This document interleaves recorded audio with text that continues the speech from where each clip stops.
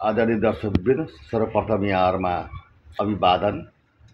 अब लक्ष्मी पूजा अब हाम्रो घर नजिकै आइसकेको अवस्थामा लक्ष्मी मातालाई हामीले कसरी खुसी पारेर आफ्नो गृह प्रवेश गराइन्छ सोही सम्बन्धमा चाहिँ अब लक्ष्मी पूजा गर्दा चाहिने सामग्रीहरू चाहिँ के हुन् त, सो बारेमा यहाँ समक्ष हाम्रा आदरणीय दिदी बबिता घिमिरे दिदीले यहाँहरूलाई केही कुराहरू बताउँदै हुनुहुन्छ। सोही कुरालाई मैले यहाँ समक्ष राख्ने अनुमति चाहन्छु। यहाँलाई स्वागत छ। नमस्कार। यो लक्ष्मी पूजा गर्दाखेरि यो लक्ष्मी पूजा गर्ने विधि के सामग्री चाहिन्छ भन्ने कुरा यहाँले बताइदिनु म हार्दिक अनुरोध गर्दछु। त्यो लक्ष्मी पूजा गर्दा आफ्नो आफ्नो तरिकाले गरिन्छ। म चाहिँ कसो गर्छु भन्दाखेरि लक्ष्मी माताको एउटा फोटो राख्छु, त्यसपछि एउटा कलशलाई सिँगारेर कलशमाथि एउटा कलशमा नरिवल राखेर उहाँलाई गर्छु। अर्को कलशमाथि चाहिँ एउटा थाल राखेर लक्ष्मी मातालाई त्यहाँ माथि राखेर चाहिँ पूजा गर्छु। त्यसमध्येमा चाहिने सामग्रीहरू जस्तै कमलगट्ठा राख्छु एउटा बटुकोमा। कमलगट्ठा भनेको यो कमलको गाँठ। ए हजुर हजुर, यसलाई कमलगट्ठा भन्छ। अब यो 5 वटा 7 वटा 9 वटा 11 13 15 जति राख्दा पनि हुन्छ। बिजोडी राख्छु। त्यस्तै गरिकन कौडा राख्नुपर्ने हुन्छ।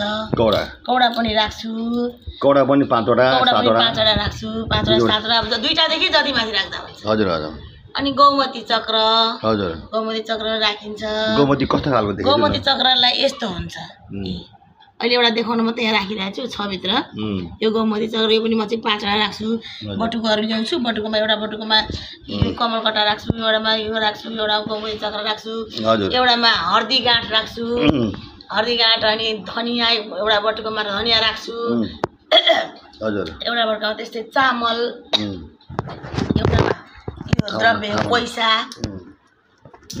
एउटामा पैसा राखेर अनि चामल राखेर चाहिँ अनि भएका अब अलिकति पैसाहरू राख्ने, त्यस्तै गरी गरगहना राख्ने, त्यस्तै गरी गरगहना अब जे छ लक्ष्मी मातालाई लगाउन सकिन्छ भने लगाइदिँदा पनि भयो। पोतेमा बनाएर नसक्दा आफ्नै गहनाहरू लगेर भगवान्लाई देखाउने।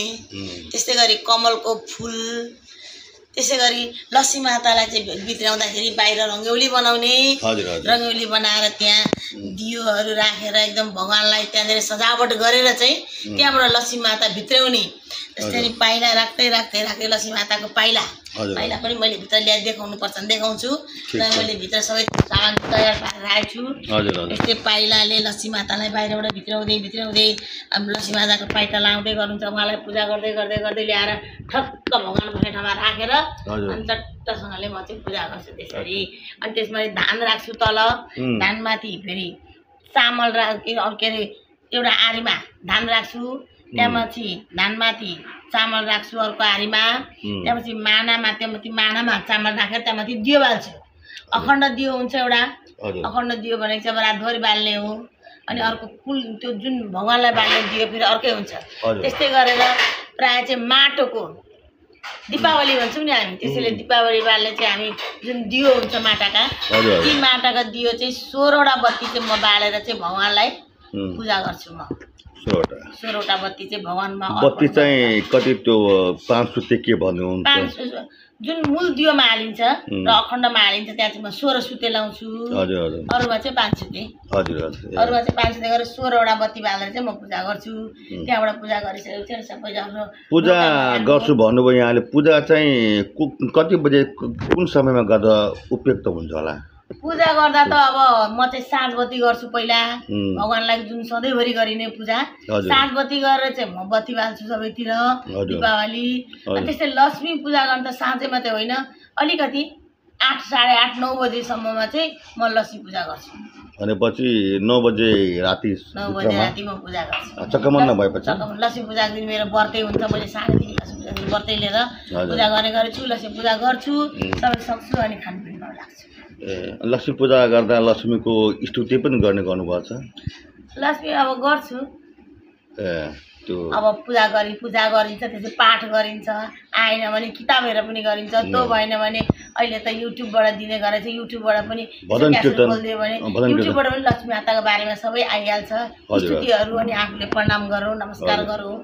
अनि त्यसपछि व्रत पनि यहाँले बस्नु गर्नुहुन्छ हैन? अनि कुनै लक्ष्मीको स्वरूपमा कुनै पञ्चकन्याहरूलाई पनि यसरी ल्याएर के पूजापाठ पनि गर्ने गर्नुपर्छ? त्यो चाहिँ अब लक्ष्मी पूजा गरिसकेपछि यसरी कन्या केटीलाई टिका लगाइदिन्छु। ए हस् यहाँले धेरै नै राम्रो जानकारी गराइदिनु भयो। आदरणीय दर्शकवृन्द, उहाँ हुनुहुन्थ्यो रामधुनी नगरपालिका वार्ड नम्बर 5 मा अवस्थित रहेको उहाँको आफ्नै निवासमा चाहिँ मैले विधिवत लक्ष्मी पूजा गर्ने उहाँबाट कुराहरू लिएँ र यो सेयर गर्नको लागि, किनभने कतिपय लक्ष्मी पूजा गरिन्छ, कसरी गर्ने भन्ने कुरा जानकारी नहुने भएको हुनाले सजिलोको लागि मैले यो भिडियो तयार पारेको छु। कृपया यो भिडियोहरूले हेरेर सबैले लाइक, सेयर, कमेन्ट पनि गरिदिनु हुनुमा हार्दिक अनुरोध गर्छु। धन्यवाद।